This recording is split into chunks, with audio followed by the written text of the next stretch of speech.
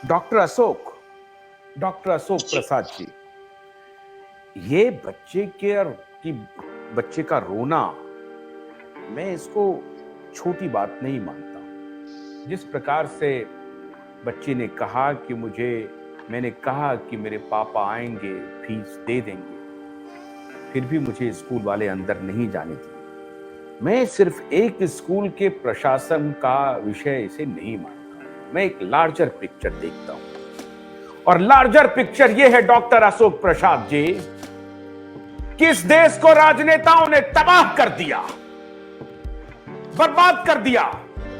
और ये ढोल बजाने वाले पत्रकार, बड़े बड़े चैनलों के मालिक, उनके साथ हाथ मिला करके इस देश को तबाह कर रहे हैं। ये कब तक जनता सहती रहेगी कि हमें उठना पड़ेगा या नहीं उठना पड़ेगा? हम उठेंगे या इस तरह के चर्चा करते रहेंगे, विमर्श करते रहेंगे? दीपावली के लाखों दिए जलाने वाले हैं, उस प्रदेश के मुख्यमंत्री से क्या मैं आग्रह कर सकता हूं या नहीं कर सकता हूं? दीपावली के लाखों दिए जलाने वाले हैं। कल डिफेंस एक्सपो में प्रधानमंत्री जी गए थे और उसके बाद फोटो ऑप हुआ। यह तस्वीर हमने नहीं ट्वीट की, यह तस्वीर उनकी पार्टी के बड़े नेता वरुण गांधी ने ट्वीट की। और उसके ट्वीट करने के बाद भी, उनके ट्वीट करने के बाद भी न्यूज रूम में इस वीडियो पर चर्चा नहीं हो रही। चर्चा हो रही है कि कैसे प्रधानमंत्री बच्चों के साथ घूम रहे हैं। ये देश के जनमानस को क्या हो गया है डॉक्टर अशोक प्रसाद? धन्यवाद सबसे पहले मुझे यहाँ पे बुलाने के लिए। अब मुझे जरा थोड़ा सावधान रहना पड़ेगा कि कहीं मैं असंवेदनशील न यहाँ पर आपके सामने लगूं। लेकिन मैं, आपको शायद मालूम होगा, मैं यहाँ पे एक चैरिटेबल क्लिनिक चलाता हूँ और उस चैरिटेबल क्लिनिक में हर तरह के बच्चे आते हैं। इसी तरह के बच्चे आते हैं जिनके पास, जो डॉक्टर की फीस नहीं दे पाते, जिनके पास इलाज का जरिया नहीं होता, वही सब आते हैं। तो इस तरह की चीजें मैं जमाने से देख रहा हूँ। जब से मैंने चैरिटेबल क्लिनिक शुरू की है तब से जमाने से देख रहा हूँ, ये होती चली आ रही है। इसको हम लोग अलर्ट करते चले जा रहे हैं, लेकिन इसका कभी कुछ इसका निजात नहीं निकलता। यहाँ पे हम लोकल काउंसलर्स वगैरह को भी बताया गया है, लोकल एमएलए को बताया गया है, लोकल एमपीज को बताया गया है। उन सब लोगों को, इन लोगों को देखने का कोई है ही नहीं। इन लोगों का कोई मतलब, उनमें कोई मोटिवेशन ही नहीं है कि इसको देखें। तो ये सब मैं बहुत दिन से देखते चला आ रहा हूँ। और उसमें अगर आप देख लीजिए, अगर पेपर पर जो लिखा है कि क्या क्या चीजें हो रही हैं, तो पेपर पर एक एक सी चीज लिखी जाती हैं कि ये सब हो रहा है, ये सब नहीं हो रहा है, ये सब नहीं। और पेपर पर जो चीजें लिखी जा रही हैं वो बड़ी अच्छी अच्छी चीजें हैं और वही प्रोजेक्ट किया जाता है। रोज आ जाता है, आपके न्यूज हेडलाइन आ जाती है कि आज यहाँ पे यह मुफ्त खाना दिया गया, मुफ्त खाना। अब आप यहाँ पे, मैं खुद जानता हूँ कि यहाँ पे सरकारी स्कूल बहुत सारे हैं जहाँ पे छोटे छोटे बच्चे जाते हैं, क्योंकि कई तो उसमें फर्स्ट जनरेशन है जिनके माता पिता अपना नाम भी नहीं, अंगूठा छाप है, नाम भी नहीं लिख पाते, वहां पे भेजा गया है। अच्छा, कई ऐसे हैं जिनको मैं जबरदस्ती भेजता हूँ कि भाई ठीक है तुम वहां पर जाके ऐसा कर लो। उनको टेक्निकली उन लोगों को सारी किताबें मिलनी चाहिए, उस वक्त का खाना मिलना चाहिए। ये कहीं नहीं होता। खाने का जहां तक सवाल है, जितने स्कूलों में मैंने देखा है, खाना इस तरह का होता है कि वो बच्चे जिनको मैं जानता हूँ, वो जहाँ पे अपने माँ बाप के साथ रहते हैं या जहाँ पर जाते रहते हैं, वहां पर जाके वो लोग खाना मांग के खा लेते हैं, लेकिन स्कूल का खाना नहीं खाते। कभी उस खाने में छिपकली मिलती है, कभी उस खाने में पत्थर मिलते हैं।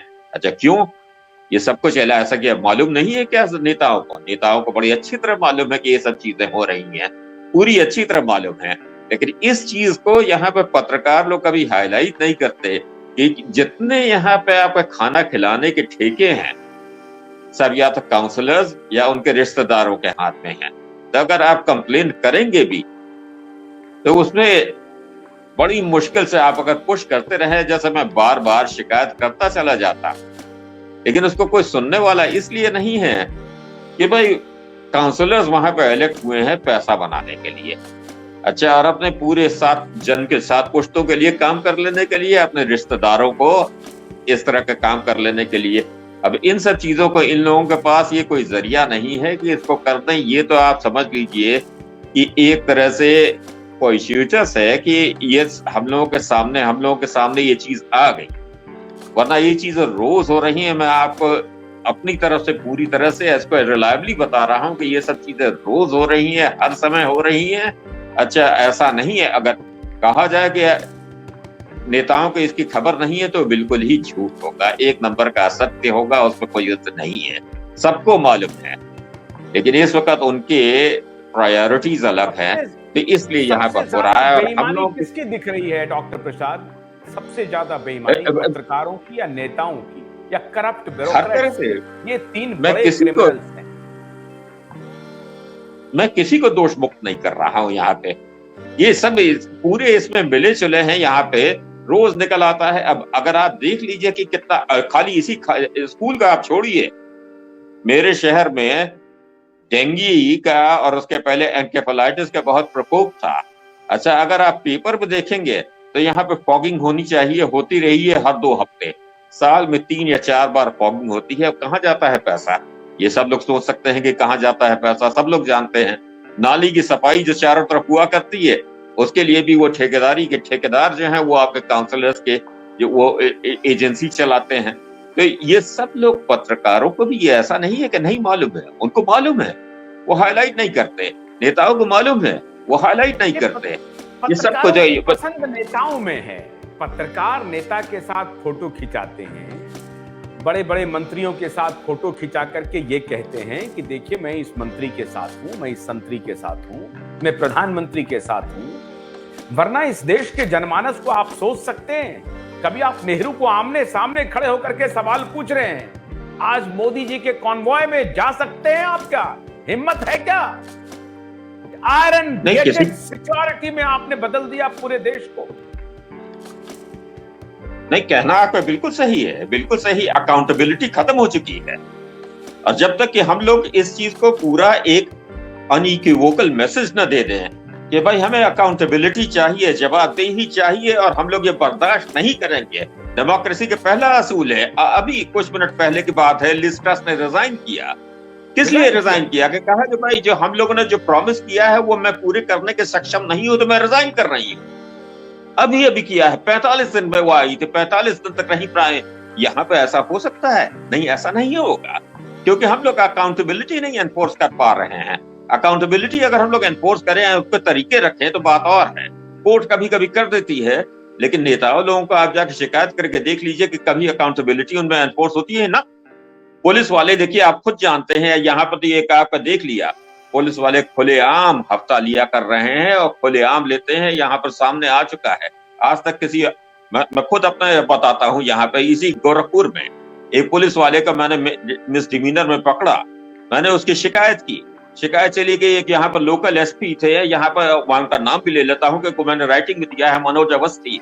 अच्छा, उन्होंने उसका देखा ही नहीं, उस पर लिख दिया कि भाई जांच के बाद उन्होंने उसका देखा ही नहीं, पुलिस वाले से बात ही नहीं कि जांच के बाद ये बेकार है। अच्छा, डॉक्टर अशोक प्रसाद की उस पुलिस वाले से कुछ पर्सनल रंजिश है, पुलिस कांस्टेबल से मेरी पर्सनल रंजिश है, ये करके उन्होंने किया। इसको मैंने पुश किया।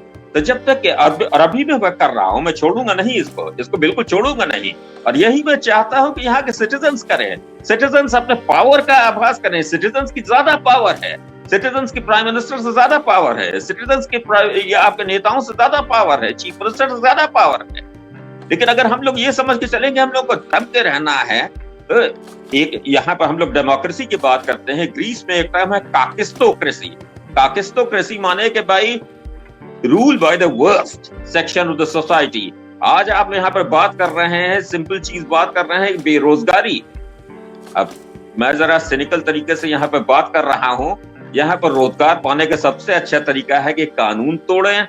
यहाँ पर रोजगार पाने का सबसे अच्छा तरीका है कि भाई सड़क पे गुंडागिरी करें, क्योंकि कोई पॉलिटिकल पार्टी आपको जरूर अपने पार्टी में अपने वहां पर ले लेगी, फिर आपको कोई पुलिस वाला कोई छुएगा नहीं, आप वहां पर नेता बन जाएंगे, आप वहां पर मिनिस्टर बन जाएंगे।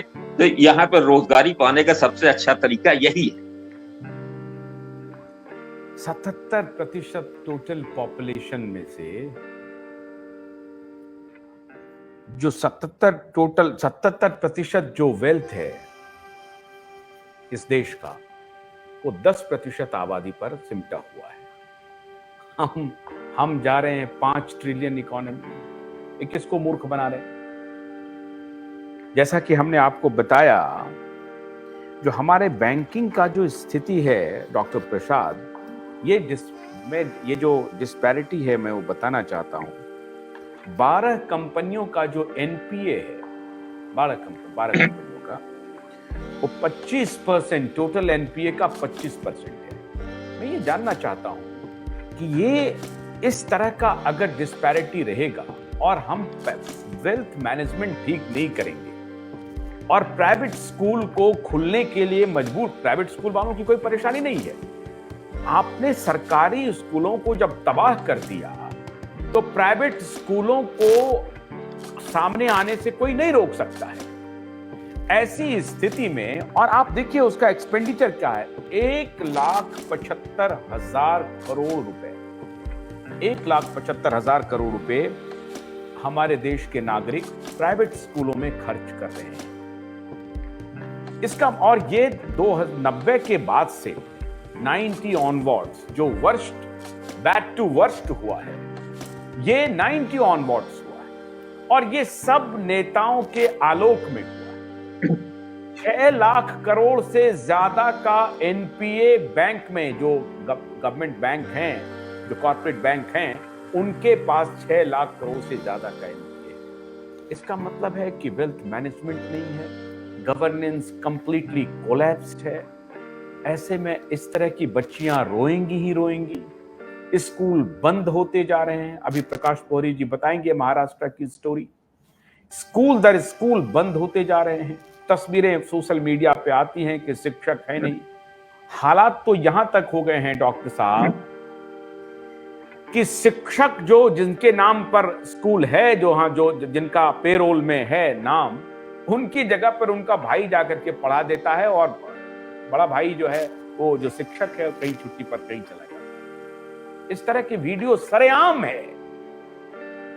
और खास तौर से नॉर्थ पट्टी का जो स्कूल है, क्या कश्मीर और क्या कन्याकुमारी, हर जगह यही हालात है। नॉर्थ पट्टी में तो बैक टू वर्स्ट है। ये क्या पॉलिटिशियन को इसकी जानकारी नहीं है? फिर कैसे हम लाखों दिए जला रहे हैं? बिल्कुल, आपका कहना बिल्कुल सही है। ऐसा कोई है ही नहीं जिसको ये जानकारी ना हो। और आप तो बता रहे हैं कि कोई आ भी रहा है। मैं तो ऐसे स्कूलों को जानता हूँ, मेरी पूरी फुल टाइम चैरिटेबल प्रैक्टिस है। मैं तो ऐसे स्कूलों को जानता हूँ जहाँ पर 6-6 महीने से कोई शिक्षक आया ही नहीं है, उसको सैलरी पूरी मिल रही है। अच्छा, और वो किसी नेता के संरक्षण में है। मैं जानता हूँ ऐसे स्कूलों को, मैंने इसके खिलाफ कंप्लेन भी की है। लेकिन ठीक है, उस पर इसलिए नहीं होगा कि ये वोट कैचिंग मेजर नहीं है, ये चलता रहता है यहाँ पे। और लेकिन पेपर पर अगर आप देखिएगा तो वो दिखाएंगे कि स्कूल बड़ा अच्छा चल रहा है, यहाँ पे मिड डे मील चल रही है। मिड डे मील का मैं तो आपसे एक गुजारिश करूंगा कि जितने गवर्नमेंट स्कूल्स हैं वहां पर जाके आप मिड डे मील्स में एक बार जरा एक स्टिंग ऑपरेशन करके देख लीजिए कि किस तरह का खाना वहां पे मिलता है और कैसे लोग खाना देते हैं वहां पे।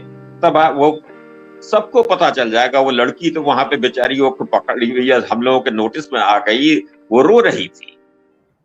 लेकिन मैं तो ये रोज देखता हूँ, रोज यहाँ पर हुआ करता है। अच्छा, और किसी की बीमारी का आप ये इसके कह रहे हैं, कोई बीमार पड़ जाता है तो उसके साथ भी यही करता है। अस्पताल में आप जाके देखिए, अस्पताल में टेक्निकली खाना मिलना चाहिए। वो खाना कोई खा के देखे तो मैं बता दूं वो बीमार पड़ जाएगा। तो ये सब चीजें खुलेआम चल रही है। क्या आपको लगता है कि लोगों की भी रुचि खत्म हो गई है इन मुद्दों पर? हाँ, ये बिल्कुल आपने सही कहा है। एक बहुत बड़े साइकोलॉजिस्ट थे सेलिगमैन, उन्होंने एक फिनोमेनन डिस्क्राइब किया था, लर्न्ड हेल्पलेसनेस। लर्न्ड हेल्पलेसनेस का मतलब होता है कि जब आप देखें कि कुछ नतीजा निकल ही नहीं रहा है तो आप उस हेल्पलेसनेस को, उसको नाउम्मीदी को एक नॉर्म मान के और उसको एक्सेप्ट कर लें। हम लोगों ने यही कर लिया, ऐसी यही सिंपल चीज है, हम लोगों ने यहाँ पे ये कर लिया है। और ये बहुत ही, हम लोगों को इस टॉर्पोर से निकलना है। अगर हम लोगों को आगे बढ़ना है तो इन सब चीजों को हमें डिस्कार्ड करना है। हम लोगों को अकाउंटेबिलिटी एनफोर्स करनी है, जो कि हम यहाँ पर नहीं नजर आता। यहाँ पे बिल्कुल हमें नजर ही नहीं आ रहा है। मैं तो 32 साल बाहर रहा, वहां पे मैंने देखा है कि जरा सा इधर से उधर अगर होता है तो वहां पे पार्लियामेंट में हंगामा मचता है और सीधे मिनिस्टर को रिजाइन करना पड़ता है। यहाँ पे कितने मिनिस्टर रिजाइन करते हैं ये जब पता चल रहा है। टेक्निकली ये रिस्पॉन्सिबल है गवर्नमेंट स्कूल्स के लिए, इस चीज को आने के बाद उनको एक स्टेटमेंट देना चाहिए। मैंने तो नहीं सुना कि कोई स्टेटमेंट दिया गया हो। अच्छा, एमपी कोटा, एमपी फंड से उसको, मैंने जहां तक सुना है कि एमपी फंड से उसकी फीस दे दी गई, ठीक है, लेकिन एमपी फंड भी तो अब्यूज होता है। एमपी फंड को मैंने देखा है अब्यूज करते हुए यहाँ पर लेजिस्लेटर्स को, तब ये से अब्यूज कर रहे हैं यहाँ पे, और उसकी कोई अकाउंटेबिलिटी नहीं है। तो ये सब चीजें तो मतलब हम लोगों को, जब तक हम लोग एनफोर्स नहीं करेंगे अकाउंटेबिलिटी, तो इस तरह की चीजें चलती रहेंगी। मेरी लाइफ टाइम तक तो वो चलती रहेंगी। उसके बाद मैं उम्मीद करता हूं कि भाई इसको कोई बदला जा सके। मैंने ये बहुत दिन से, टू बी फेयर, अकेली ये गवर्नमेंट नहीं, बहुत दिनों से ये चलता चला जा रहा है। सिस्टम में रॉट ये बढ़ता चला जा रहा है, बहुत ज्यादा बढ़ता चला जा रहा है। और आप खुद देख लीजिएगा इस वक्त यूपी में और बिहार में, और मुझे नहीं मालूम, प्रकाश जी बता देंगे, महाराष्ट्र में जितने काउंसलर्स हैं, या तो वो खुद ठेका लिए हुए हैं इन सब चीजों का, या उनके रिश्तेदार लोग ठेका लिए हुए हैं।